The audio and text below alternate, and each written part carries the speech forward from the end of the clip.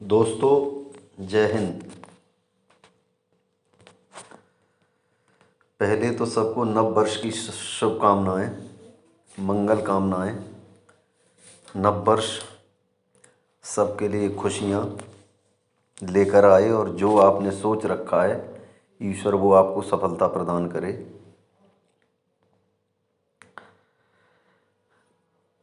आज बात होगी जीवन विधि पर। जीवन विधि हम कैसी अपनाते हैं। परिस्थितियां हम लोगों को लगभग सबको एक जैसी मिलती हैं, लेकिन हमारे देखने का फ़र्क क्या है।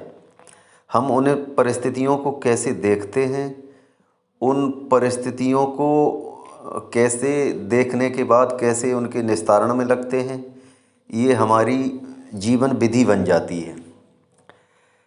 जैसे एक ही व्यक्ति को एक जैसी परिस्थितियां मिलती हैं, वो उसी एक व्यक्ति उसी एक परिस्थिति में बहुत खुशी से जी लेता है और दूसरा व्यक्ति उसी में रो रो के ज़िंदगी काटता है। फ़र्क सिर्फ हमारे देखने का है, परिस्थितियों को समझने का है। अब मान लीजिए हम बिल्कुल फिट हैं, हम बिल्कुल स्वस्थ हैं, तो हम कभी नहीं सोचते कि हमारे जैसे लोग किन किन दिक्कतों से गुजर रहे हैं। कभी हमारे दांत में दर्द हो जाए तो हमको ऐसे लगता है कि हम बिल्कुल दांत के दर्द से बेहाल हैं, हम बिल्कुल नरक की ज़िंदगी जी रहे हैं। अगर हमारा दांत का दर्द सही हो जाए तो एक तरह से हमें स्वर्ग मिल जाए, किसी तरीके से हमें दांत का दर्द बंद हो जाए, हमें और कुछ दिखाई नहीं देता सिर्फ उस दांत के दर्द के अलावा। फिर हमारे दांत का दर्द ठीक हो जाता है। फिर कभी क्या हमको स्वर्ग मिल जाता है? नहीं मिलता। हमारे और 32 दांत हैं, उनमें दर्द नहीं हो रहा है, क्या हमें स्वर्ग मिल गया? हमारे शरीर के और अंग हैं, कहीं कोई दर्द नहीं है, क्या हमने ईश्वर को कभी धन्यवाद दिया? नहीं। क्यों कि हमें जो हमारे जीवन जीने की पद्धति है, वो जीवन जीने की पद्धति ऐसी हो गई है कि जब हमें कहीं कोई दिक्कत होती है तभी हमें एहसास होता है।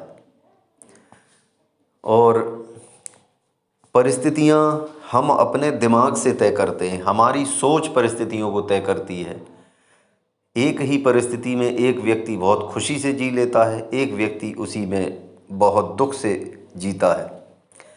अब एक कहानी कहते हैं कि एक लोग थे, तो एक संत उनके घर गए, तो उनके जो घर गृह स्वामी थे वो बहुत दुखी थे, और उनके गृह स्वामी की जो गृह स्वामिनी थी, उनकी पत्नी थी, वो बहुत बहुत खुश थी।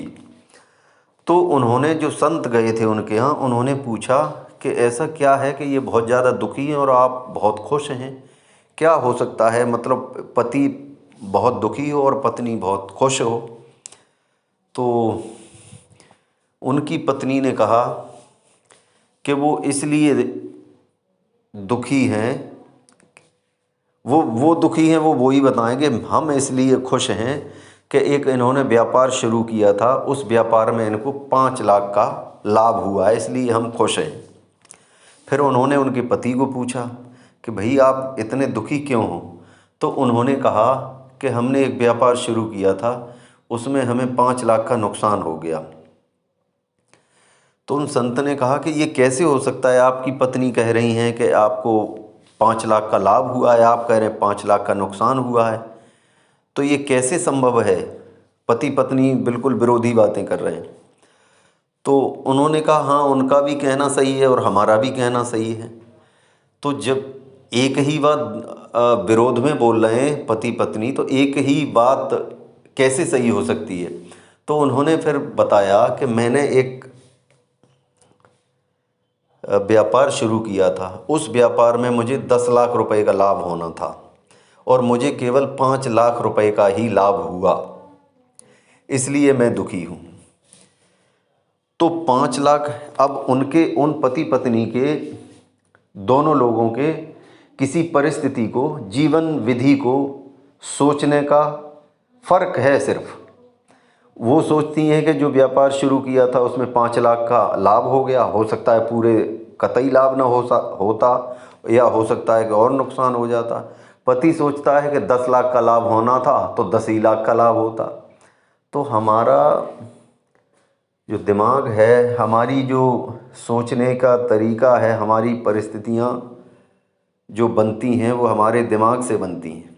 इसलिए हम अपनी सोचने की शक्ति को ऐसा करें, हम अपनी जीवन शैली ऐसी बनाएं कि जो हमें परिस्थितियां मिलें हम उसी में खुशी खुशी जिएं।